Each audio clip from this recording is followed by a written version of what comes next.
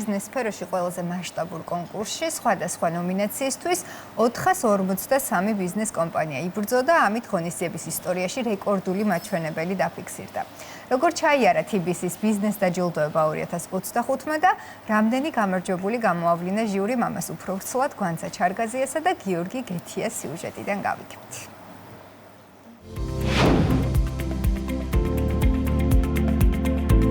განსხვავებული ფორმატით, საინტერესო სიახლეებით და ახალი ბიზნეს ისტორიებით უკვე მეცხრედ TBC-ის ბიზნეს დაჯილდოება 2025 გაიმართა. ბიზნეს სფეროში ყველაზე მასშტაბურ კონკურსში სხვადასხვა ნომინაციისთვის 453 ბიზნეს კომპანია იბრძოდა და ამით ღონისძიების ისტორიაში რეკორდული მაჩვენებელი დაფიქსირდა. დამოუკიდებელმა ჟიურიმ 5 კატეგორიაში 15 გამარჯვებული გამოავლინა. მნიშვნელოვანი დღე არის TBC-ისათვის, წელს მეცხრედ ვატარებთ ბიზნეს დაჯილდოებას. ძალიან მნიშვნელოვანი, იმიტომ რომ დღეს ვერმა კომპანიამ ისაუბრა თავის წარმატებაზე. ბევრი კომპანია არის ისეთი, რომელმაც TBC-ისთან ერთად დაიწყო სტარტაპობიდან, დაიწყო განვითარება და დღეს ძალიან დიდ კომპანიას წარმატებს, არა მარტო როგორც საქართველოს, არამედ რეგიონის მასშტაბით. ეს არის სასიხარულო და ჩვენ ყოველთვის ამას აღვნიშნავთ ხოლმე, რომ თავარი არის შენი წარმატების გაზიარება გინდოდეს. 4 წელი არის ამ ღონისძიებას გვერდში ვუდგავართ. ძალიან მნიშვნელოვანია, რომ ვაკვირდებით, როგორ ვითარდება ბიზნეს ეკოსისტემა საქართველოში, რაც ჩვენთვის რა თქმა უნდა ძალიან საამაყოა, იმიტომ რომ სტარტაპების, მცირე და საშუალო ბიზნესის გაძლიერება ვიზა სტრატეგიის ძალიან მნიშვნელოვანი ნაწილია და ჩვენს გვიხარია, რომ ამ დაჯილდოების წევრებიც ვართ. საუკეთესო პროდუქტი, ინოვაციური სტარტაპი, გამორჩეული სოციალური პასუხისმგებლობა და გამორჩეული როლი რეგიონში. ამ ნომინაციებს წელს კიდევ ერთი ახალი ნომინაცია, საუკეთესო ფრილანსერი დაემატა.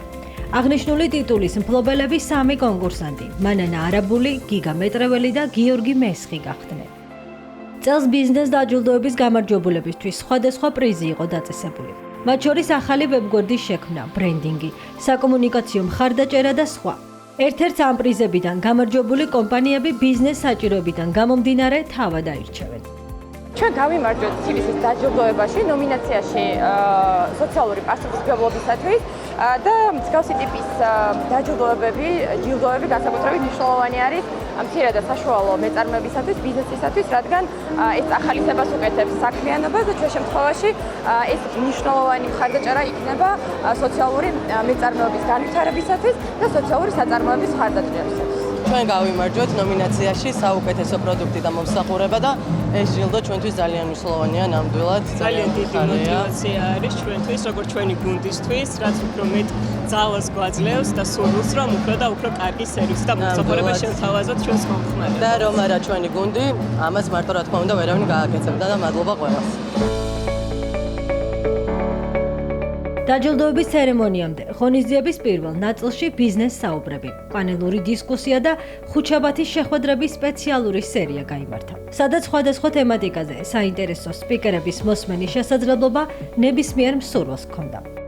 მნიშვნელოვანი დღეა პირველ რიგში იმით, რომ მეცხრედჯერ ტარდება ბიზნეს დაჯილდოება და 9 წელი როცა რაღაცა ფორმატი იძენს სისტემატურობას, ალბათ ეს ფორმატი უკვე გამოდგა და ხალხს მოწონს და ამიტომაც აქტუალური არის.